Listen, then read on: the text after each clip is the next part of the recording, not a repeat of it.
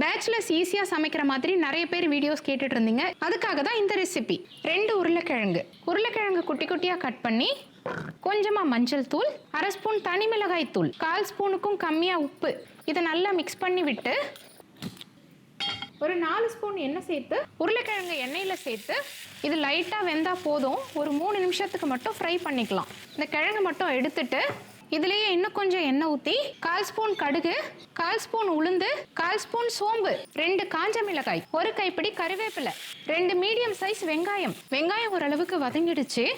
1 pinch மஞ்சள் தூள், 1 spoon குழம்பு மிளகாய் தூள், 1/2 ஸ்பூன் தனி மிளகாய் தூள், 1 ஸ்பூன் மல்லித்தூள், இதை நல்லா மிக்ஸ் பண்ணி விட்டு 2 மீடியம் சைஸ் தக்காளி, உப்பு தேவையான அளவு, வறுத்த உருளைக்கிழங்கை சேர்த்து வடித்த சாதத்தை சேர்த்து கொத்தமல்லி தழை தூவுனா சூப்பரான மசாலா உருளைக்கிழங்கு சாதம் ரெடி.